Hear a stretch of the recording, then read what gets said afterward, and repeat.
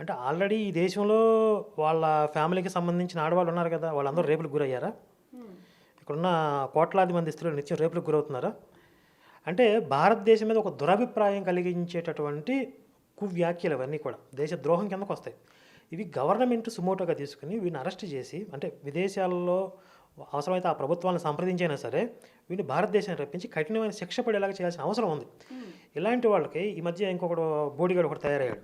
ఆడు అట్లాగే నేను అమెరికాలో కూర్చుని ఇక్కడున్న స్వామీజీల మీద నిందలేస్తాను, కేంద్ర ప్రభుత్వం మీద నిందలేస్తాను, హత్యలు, ఇలా రకరకాల ఆరోపణలు, ఇలా పేటరేగిపోయే వాళ్ళు ఎక్కువైపోయారు. ఒక్కడినైనా జుట్టు పట్టుకుని లాక్కొచ్చి తగిన విధంగా బుద్ధి చెప్తే ఇలాంటి వాళ్ళందరికీ కూడా ఒక ఈ ధోరణికి ఒక ఫుల్ స్టాప్ పడుతుంది.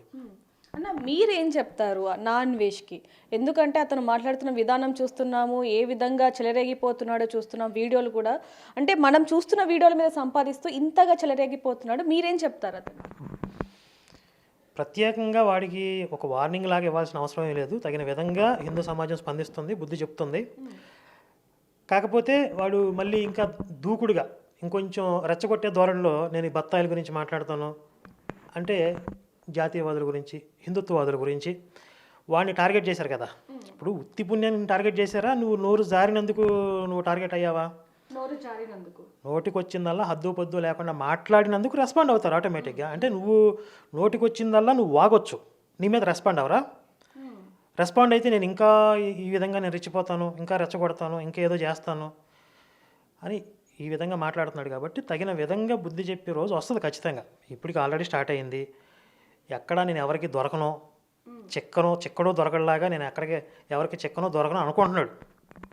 ఒక సామెత ఏదో ఉంటుంది కదా, లేడీ కాళ్ళు లేక చిక్కిందా కాలం వచ్చి చిక్కిందా అని చెప్పి. కాలం వచ్చిన రోజు అందరూ చిక్కుతారు. అంటే ఇంకొక వైపు నుంచి చూసుకుంటే అనసూయకి సంబంధించి కూడా కొన్ని వార్తలు వస్తూ ఉన్నాయి, మీ దాకా కూడా వచ్చే ఉండొచ్చు.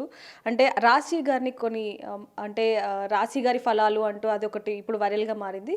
అంటే అమ్మాయిల వస్త్రధారణ ఏ విధంగా ఉండాలి, ఈ విషయంలో అసలు ఎవరిని ఏమనొచ్చు అంటారు? ఆడవాళ్ళు స్వేచ్ఛ అనేది మాట్లాడుతుంటే ఇప్పుడు మనకి అన్వేష్ ఈ విషయంలో అతను ఏమంటాడంటే, భారతదేశంలో కేవలం హిందుత్వంలో మాత్రమే స్వేచ్ఛ లేదు, క్రిస్టియానిటీలో స్వేచ్ఛ ఉంది, ఇస్లాంలో స్వేచ్ఛ లేదు అని చెప్పి అన్నాడు.